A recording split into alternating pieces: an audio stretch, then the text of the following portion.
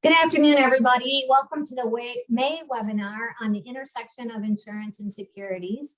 My name is Julie Mendel, and I'm the Education Trustee for the SILA Foundation. And before I introduce our speaker this afternoon, I have just a couple of housekeeping items.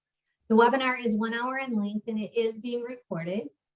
If you have questions, please put them in the chat box. We'll be monitoring those throughout the presentation and posing them to our presenter on your behalf.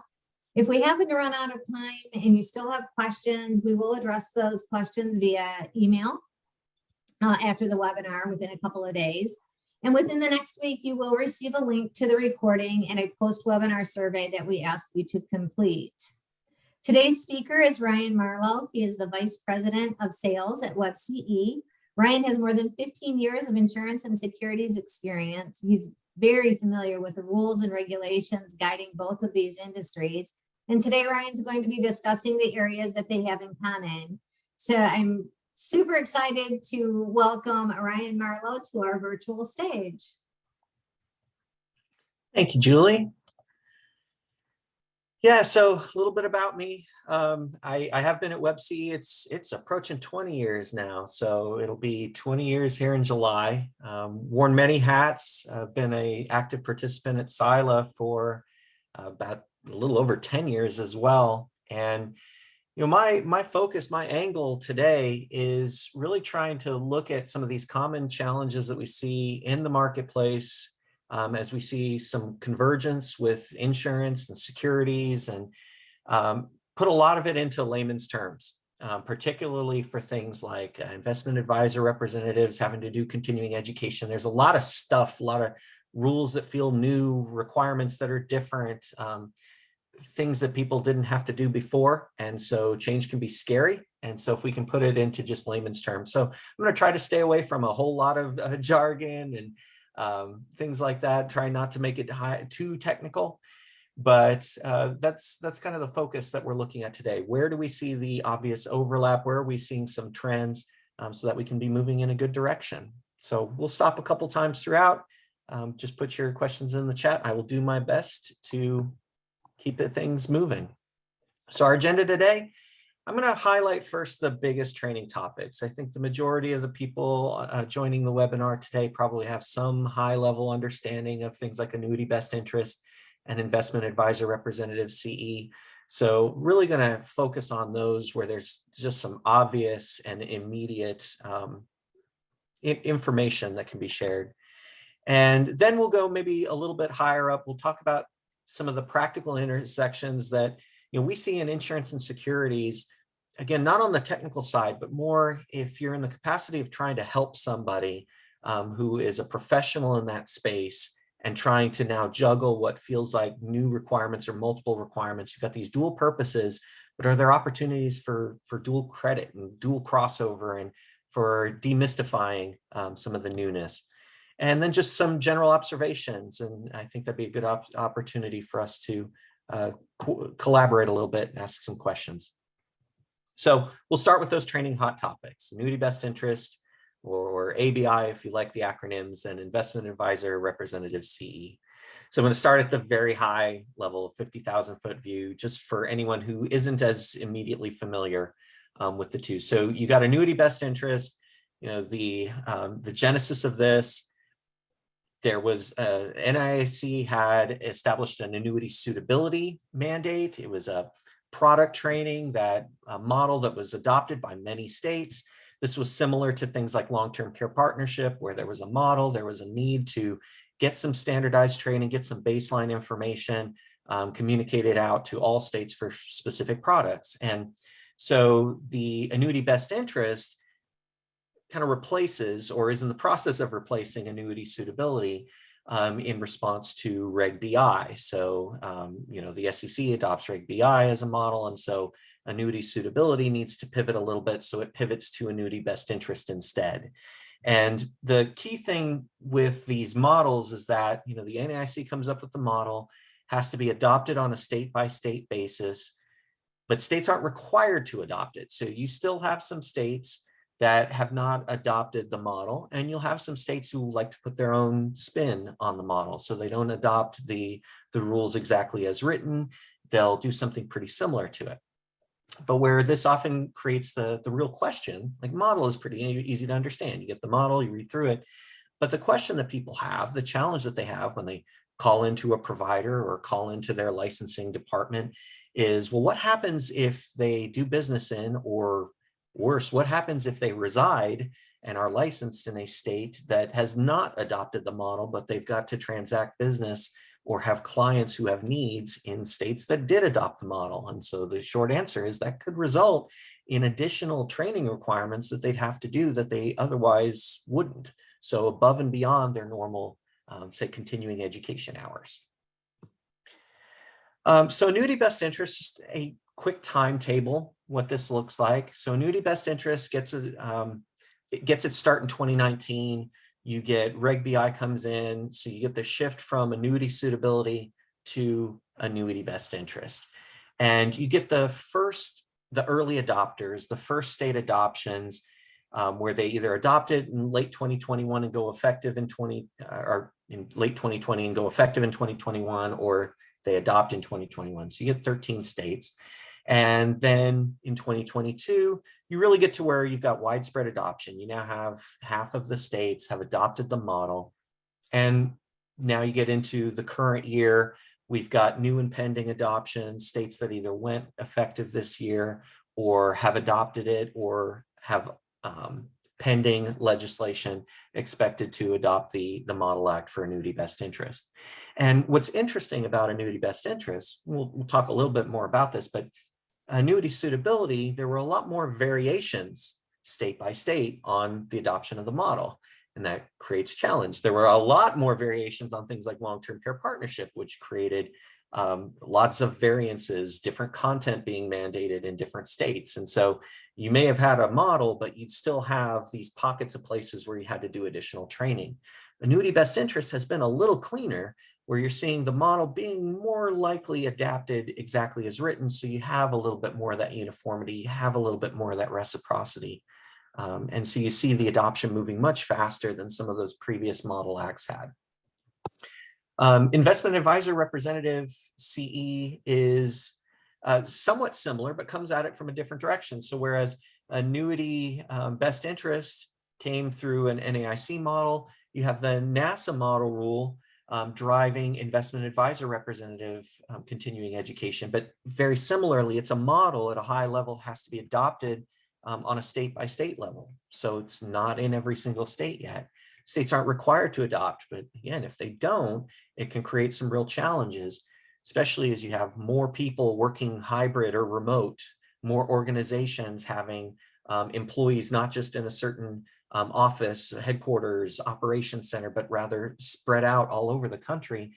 If you suddenly end up in a place that hasn't adopted the model, but you're licensed or registered or have clients in other places, you may actually still need to do additional course material. So this is what the investment advisor representative map looks like. So you have the model rule adapted. Then in 2022 is where it really first went live. So what's interesting about this model rule, investment advisor representative CE, it's a calendar year. So as the model rule is written and as it has all been adopted so far, it goes into effect January 1 and it goes through December. And so if you have a state adopt the rule in, say, middle of 2021, it didn't actually go into effect until January 2022. So you start off with a small number of those early adopters. Then this year we've seen considerably more. We've got 8 additional active ones. And then you have several that have adopted it this year to go into effect in 2024. And you have others that are considering the adoption, and you have states like Florida and California that represent potentially large populations of users now that could fall under this. And we anticipate over the next few months, you'll see even more. And if the model rule continues to stay consistent, looks more like the annuity best interest adoption and less like some of the previous models, then you'll have some of that consistency state by state. So I'll pause for just a moment, just in case there were any questions in the chat for me to slow down on. But our next step is going to be going into just some of these general intersections, places that, if you're in a support mode for a licensed producer or for a registered representative or an investment advisor, giving them some guidance in these spaces so they don't get lost in the details. So, all right. Julie, are there any questions we need to hit on? No questions yet, so keep going. We'll keep plowing forward. Okay, so I'm going to start at a pretty high level, products and planning. You've got insurance. So this is something that, I think is useful to somebody entering the industry in a customer service type of role, trying to help in a support role for someone. So you've got life insurance. We're talking annuities and term life and whole life and universal life policies. You go into securities and you're talking these financial instruments that can be stocks, bonds, and options. So you look at that and say, okay, well, those are pretty different things. They're totally different products. So let's take it, filter it down a little bit more. So insurance, you could look at it, okay, these are more fixed assets. The intention of insurance is to mitigate and transfer risk. The intention on securities, you've got more variable. And the purpose is more to accept some greater level of risk to get a higher return. So you look at those two things and you say they are very, very different. How can there be any intersection? Where does this training overlap? Well, it's actually just at the concept of both of these things are essential to planning, to retirement planning, to financial planning, to investment advisory, and having knowledge, having that information related to the insurance space, related to the security space, it's all there in the interest of playing a role in acting in the best interest of the client. So that's where when you have something like a regulation best interest, yes, it's specific to annuities in many ways, but the core concept is there. So the idea that the training requirements would start to be similar, it starts to make a little more sense. You're basically trying to get to the same goal. You're just coming at it from some different sides of the street. So just taking it down another notch, you get the different products. Insurance, you've got your term and whole life. You've got your annuities and universal life. Securities, your stocks, bonds, options. We already talked about that. But here's where it gets interesting. So then you get variable life insurance, and you get your indexed or variable universal life, and you get your indexed and variable annuities. And suddenly these are insurance products by name, and yet they are very clearly securities. They become regulated by the SEC. And so you have this obvious overlap in specific products where the training has to happen, no matter what side of the coin that you're coming from. You've got to complete this training. You have to have that same kind of knowledge. And so those insurance products that become considered securities are an obvious place where you get this training overlap and need. But you also see some differences, and then you see some convergences in how things are administered and regulated. So on the insurance side, you've got the individual states, the departments of insurance and financial services. They set their own rules. Yes, there's models, but they have their own requirements. They have their own due dates. They have their own specifications on how things have to be delivered. And so while there are models that guide it, there's potentially 51, 52 different ways, if you want to throw in DC and Guam as possible variations on rules too. On the security side, it's a little different. You've got administration by FINRA, so it's more centralized. FINRA, non-government, but doing it under the mission of the SEC, but working in conjunction with other organizations like NASA in the case of the investment advisor representatives, and NFA and the MSRB. And so while securities isn't regulated in the same sense as insurance at the state by state, you still have states adopting these models and having to adopt it state by state. And so you end up with this similarity, whereas at one level, it looks like they're very different. There isn't any intersection. There isn't any overlap. Why would this training or these requirements or this messaging be consistent when you've got decentralized and then more centralized? Well, it's because model acts are driving a lot of this. And the purpose of the model acts is to have some efforts towards uniformity, some consistency. It's all about protecting the consumer, but having some standards for everyone to follow along. And so they're both coming at it and meeting in the middle, just from different sides of the road. Licensing and regulation and registration. So on the insurance side, you're getting your licensing exams through each individual state. It's generally a big test, 20 to 40 hours of study. You take a test, typically 100 to 150 questions. Yeah, there's some variations. Some of the outlines are a little different, but they're generally consistent.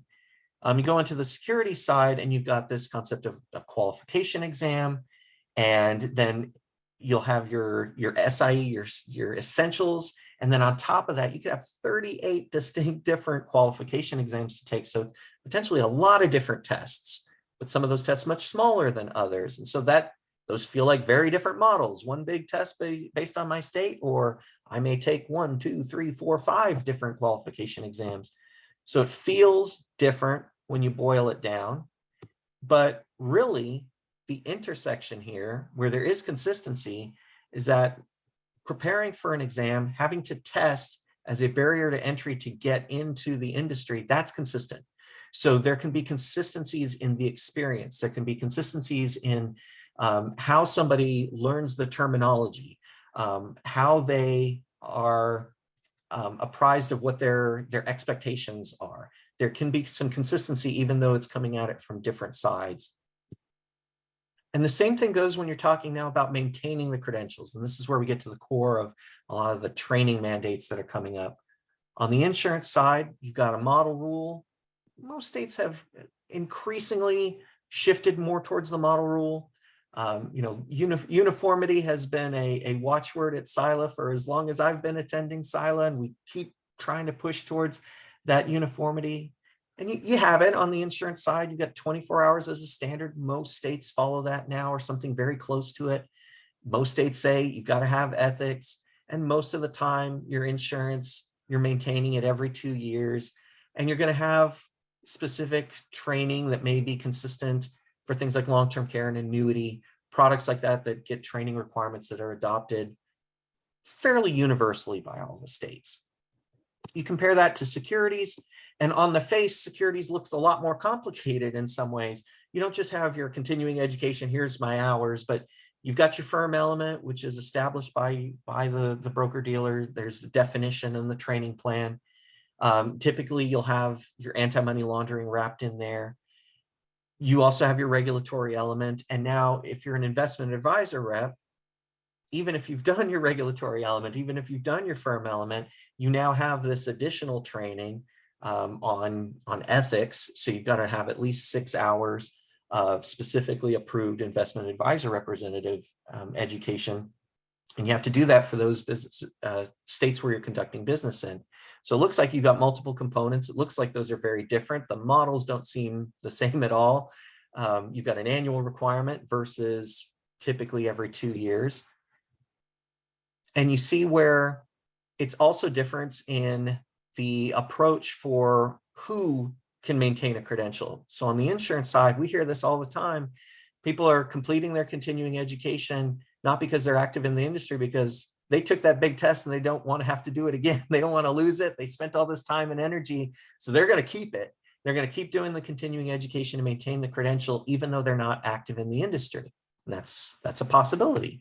Well, on the security side, because historically, the compliance was all tied so tightly to the firm, where a securities professional could really only maintain their qualification by being active in the industry.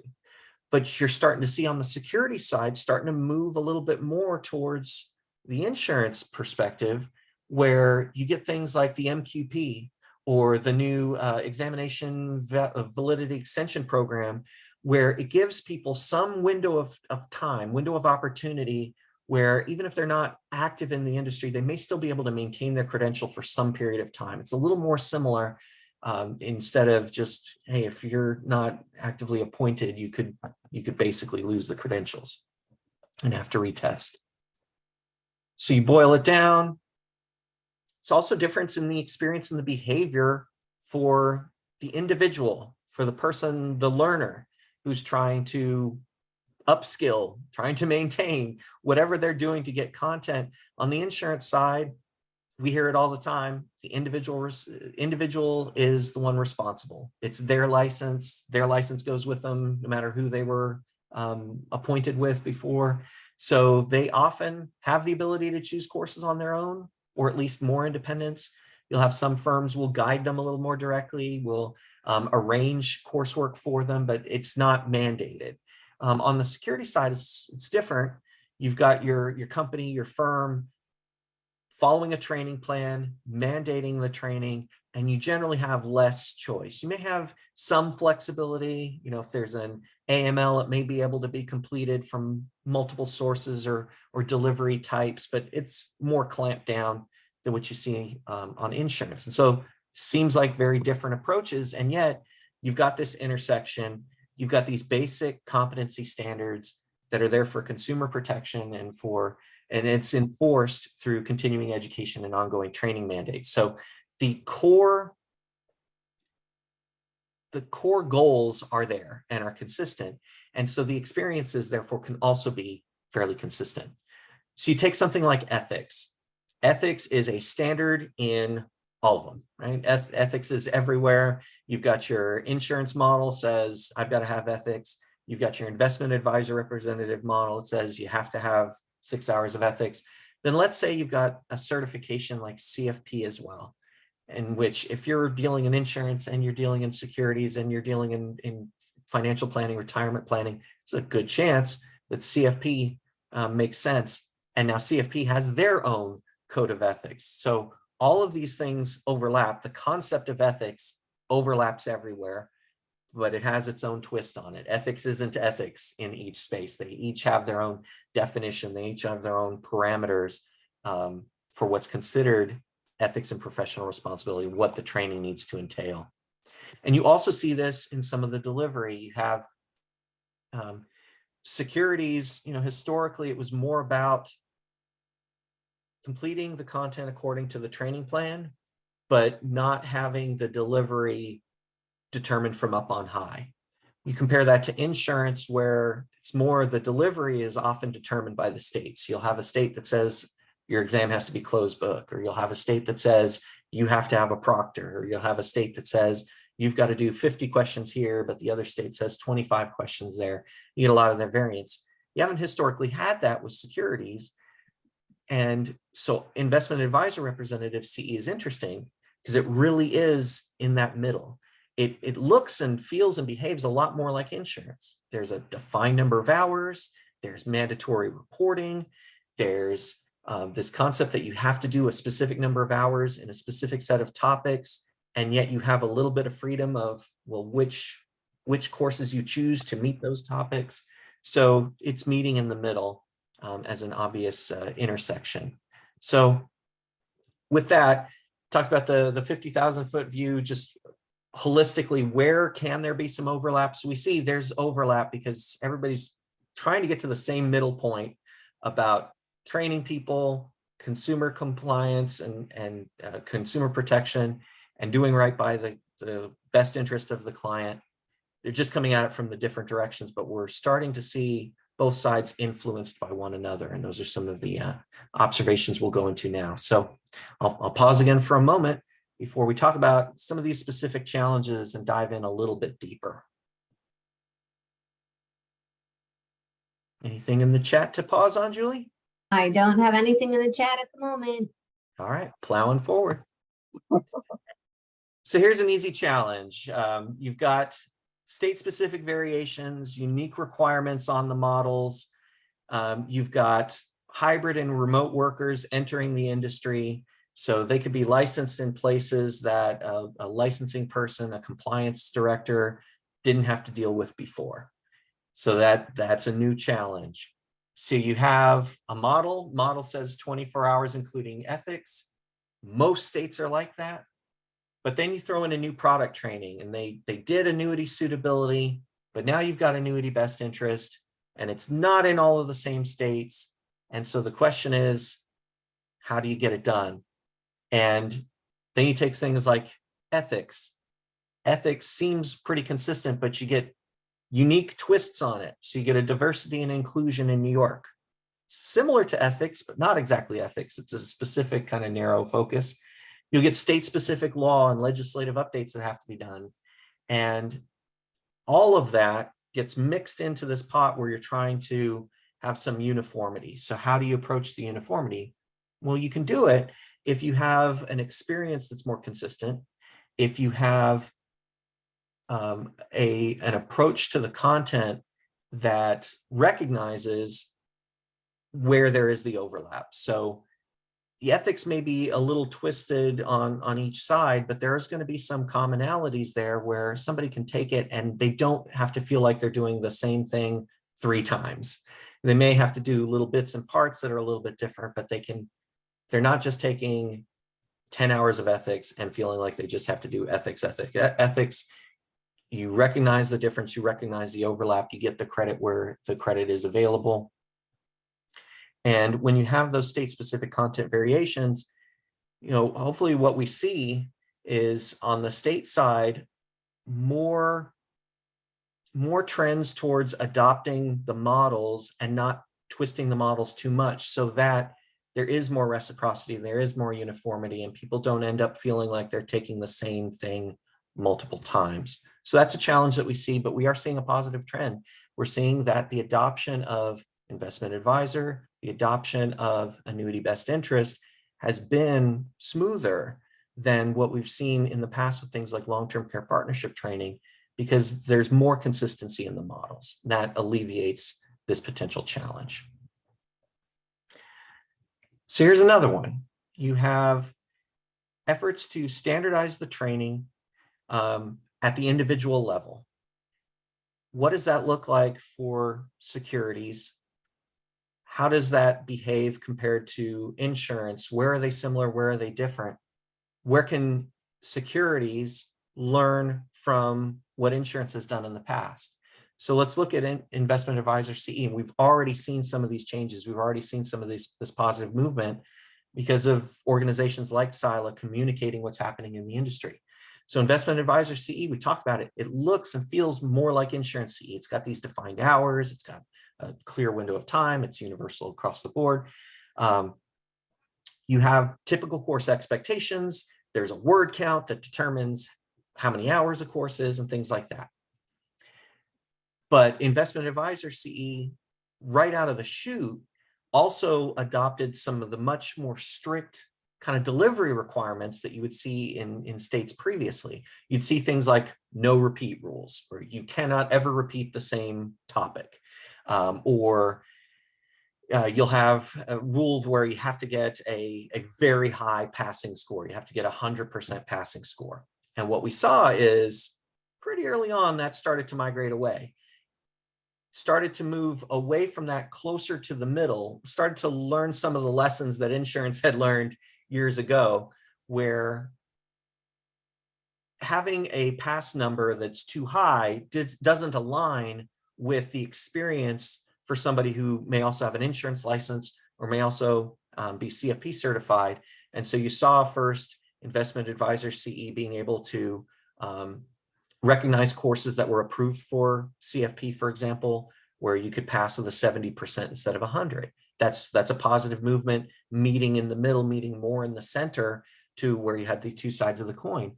And then it shifted even further. So it said, okay, even if the course wasn't approved for CFP, 70% is more consistent for the experience, for the user, for the learner who is likely already doing coursework for insurance or doing coursework for their firm element training or doing things for their anti-money laundering, all of that. We've seen a positive move into the middle. And so we do still see you've got a little bit of a limitation on the choice of topics, because over half the investment advisor representative requirement is ethics. And you'll have a lot of people, they do their regulatory element. So they're doing 6 hours of investment advisor CE and it's 6 hours of ethics, and you can't repeat. So what does that look like? And that's where it becomes really important that, providers and, content experts in the field understand and see those differences in the ethics and where it's overlapping in the space, so that you can have enough new content where the investment advisor is able to continually learn and advance and not bump into a barrier of no repeat. And we've seen on the insurance side, the no repeat rules have really been thrown out more over time. And so maybe those will start to meet in the middle, which I think could be an interesting trend. Another challenge that we hear, certainly supporting people who call in, they call in for help, call in for customer service. You know, investment advisors, particularly at the end of the year or immediately after 12/31, they realize, oh shoot, I didn't complete the hours that I needed, or I wasn't sure what I was supposed to do. They kind of feel in the crosshairs. They may feel singled out because you've got this rule, it enacts these training mandates. It feels very different in some instances than what they've done before, because it resembles insurance, and maybe they didn't have the insurance license. Maybe they were strictly on the security side. But those standards, they don't have to feel as scary, because there is consistency in that concept. People in the space have had to do hours in some way. They've had mandates on specific type of training, and the experience is starting to meet a little bit more in the middle, so that yes, they've got these new hours they have to complete, but there is dual credit opportunity in many instances. There's opportunities to take coursework that would meet an insurance license, as well as their securities, as well as their investment advisory. And while there's still some twists on things like ethics, it's not necessarily adding a whole lot of extra work. It may look like it when you see, oh, it's another model I have to do, but it really shouldn't be adding a whole lot more work effort if you've got a good training plan, if you've got content that addresses the needs coming from all sides of that intersection. So that's all about finding the sweet spot. Where can we all continue to work together with an organization like SILA to drive to the sweet spot for the users, so that those goals that intersect, that everybody is trying to get to, can all be done. You have things, annuity best interest, Reg BI, there's an intersection in product interest, so you can get content that makes sense on both sides. And if it makes sense on both sides, if you have state approvals and you have approvals from NASA, now you can take a course and get requirements met with one course, one exam. It meets the requirements, and you're not having to do the same thing multiple times. Ethics, they're all very different right now as far as which ones are accepted, but there's an intersection that there's this uniform mandate. You have to do it everywhere.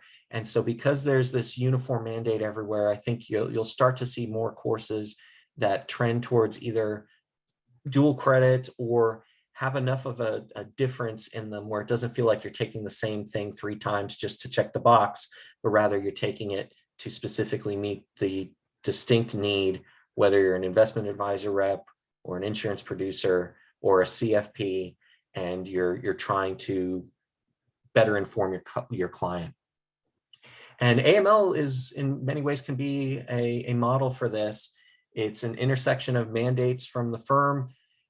Anti-money laundering goes back to the Patriot Act, so it's been around much longer than either of the two that we really focused on here. But AML is something where you see a lot more choices being given to users, which ways they can satisfy their AML requirement, so they can take a course that may be applicable for their insurance license and vice versa. And when you are able to leverage those dual purposes and get some dual credit, it becomes really attractive for the user. It becomes a better experience. They focus more on the learning benefit that they're getting and less on feeling like, oh, I'm just being imposed on more things I have to do, or a licensing administrator or compliance person saying it's another thing I've got to track. It's another set of reports I have to watch, another set of certificates for me to track down. So the more we can all work together to find those sweet spots, the better I think it is for everyone.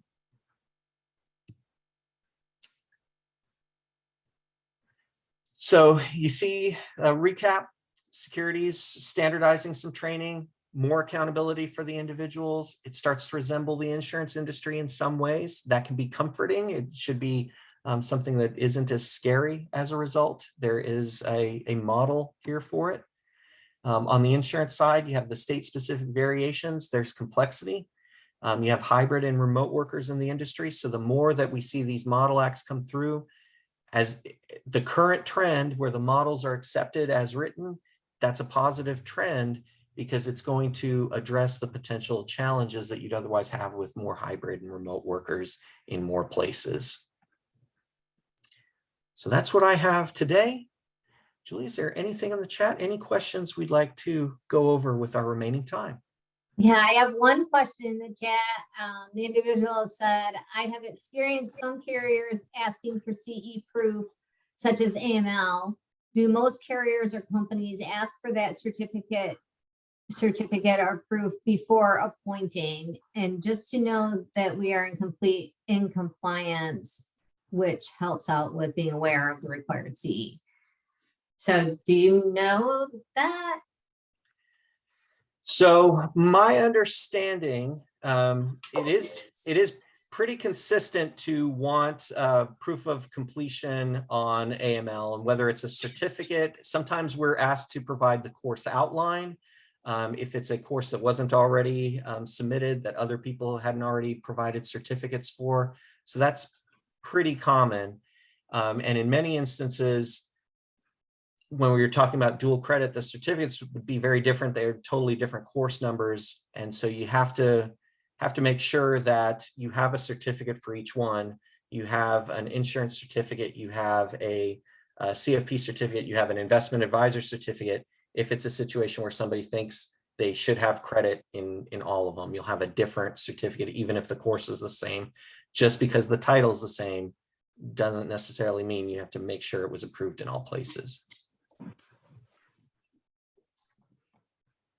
Okay, I don't see any other, I do have a comment. This is great information, Ryan. I've had little exposure to the topic, so it's all new to me. So it was a good overview about securities. So what I would just really want to thank you, Ryan, for providing all of this information with these commonalities between the two industries. We appreciate you and your time and your dedication to SILA over the years. I would ask that everyone please watch for the notice for the June webinar on data-driven decisions. And remember that our webinars are public, they're free of charge, and sharing our invitations is greatly appreciated. So watch for and complete the post-webinar survey, and we will see everybody next month. Thank you.